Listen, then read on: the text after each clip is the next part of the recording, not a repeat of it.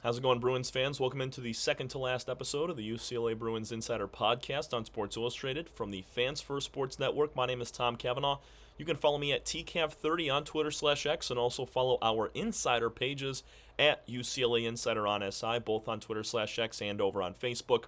Today, Friday, May 30th, we're talking some college basketball, looking at UCLA and kind of the preseason rankings that they have been given, some really good ones, by the way, and just kind of taking them all together. And because obviously different places, different publications, they'll come out with different rankings, so it's tough to judge. But we're going to take the sum of everything and kind of just form a conclusion based off of it. We're going to look at three big time preseason rankings, two in the conference and then one nationally as well. So we'll start it right off the bat. We'll talk about Athlon Sports. Big shout out to them for doing the preseason rankings. It was Kedrick Stumbris of Athlon that did it, and he's the first of the three we'll look at. And he gave UCLA the number 3 ranking out of all 18 teams in the conference. And I think this is pretty accurate. UCLA last year, they were picked, I think, to finish maybe 4th, 5th. Last year, they ended up finishing 4th, being able to grab a bye in the Big Ten tournament. Pretty impressive how the Bruins finished the season. Had to have some help from some other teams. They had a huge win against Nebraska, which really trumped them over and put them in 4th place. So this year, Athlon Sports, they're giving them ranked 3rd. And, there's a little tidbit of information with each one of these rankings. So Stumbris, he kind of dialed in on how UCLA and head coach Mick Cronin are not using high school recruits. This is a full transfer team that he has brought in here. Here's a little snippet of what Stumbris wrote. Quote, Mick Cronin is doing things differently in Westwood. He has no incoming freshmen in the 2025 class and 0 commits in the 2026 class. In place of teenage freshmen, he's bringing on experienced transfers like Xavier Booker. He's bringing on Donovan Dent, who was the Mountain West Conference Player of the Year, and really highlighting that part of the team, which, I mean, we talked about it the other day. If this team wants to go to a Final Four, compete for a national championship, they need depth and experience. And being able to grab guys from the transfer portal along with their returners, that's the way to do it in this era of college basketball. And Mick, he's following suit to it. Looking at our second ranking, it comes from Yahoo Sports and Robert Bondi. Bondi has UCLA at number 2 overall in the conference. And he more so is dialing in on one transfer, the biggest one that as soon as he committed, things changed.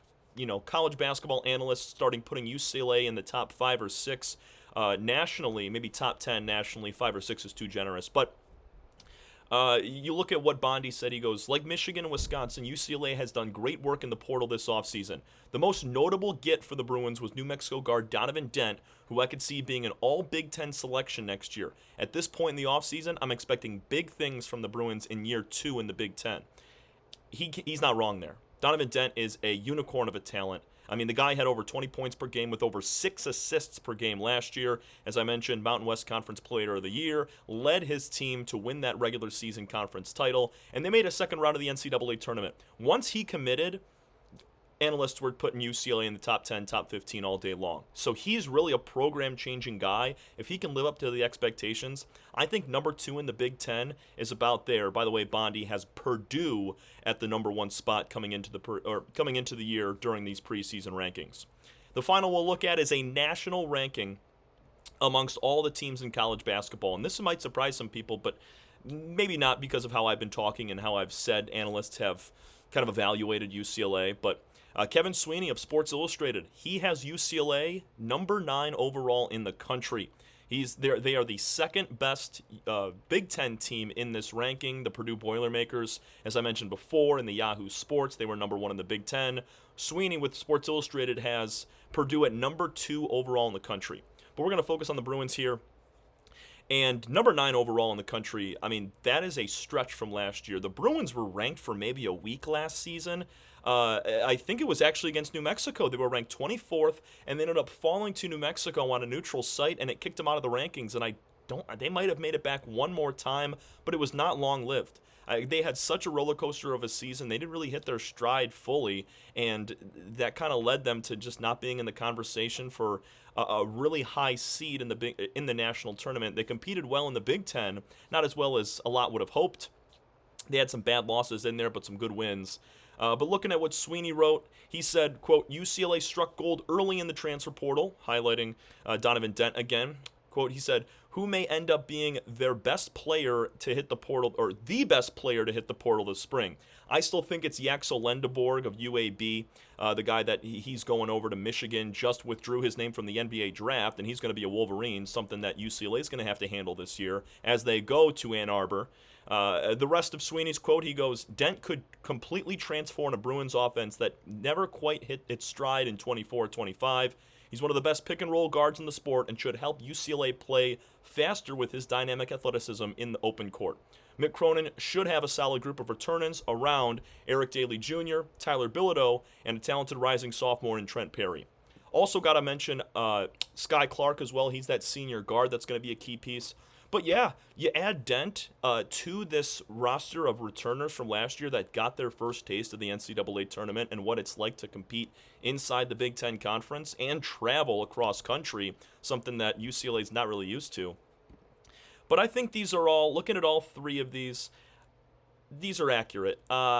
You take all three together, and my conclusion comes out to be UCLA is probably the number 2 team in the conference going into the season. I back up what Yahoo Sports said, Robert Bondi, with having them be 2 overall behind Purdue. I don't think Michigan State's going to repeat as Big Ten champions. I think Wisconsin's going to be good, but not even close to last year when they had John Blackwell and John Tonje. I don't know, man. I really think UCLA is going to have themselves a great year. Head coach Mick Cronin is an amazing general for this team. He's coached UCLA very well over his tenure there, and you add in some experience with some returners that know how to lead this team as second or third year guys. I see them being a top 15 team, maybe close to like 10 or 11 in the country coming into the season. They're definitely going to have a number next to their name. And then looking at the preseason and how they'll finish in the Big Ten, I see them grabbing a top seed, potentially competing for a Big Ten title, but this team's going to be a lot better than what you guys saw last year. That's going to do it for us here on the UCLA Bruins Insider Podcast from the Fans First Sports Network. Follow myself, Tom Cavanaugh, on Twitter/X, and then follow our insider pages at UCLA Insider on SI, both on Twitter/X and over on Facebook. Got a little something special for you guys tomorrow. We're going to be covering just the favorite moments that I got to cover over almost a year with UCLA sports. So we're going to just break it down, look at some highlight moments over the last calendar year, this past athletic season, and just kind of relive the glory days a little bit. Thanks so much, everybody. We will see you again tomorrow for our final day of podcasting. Take care.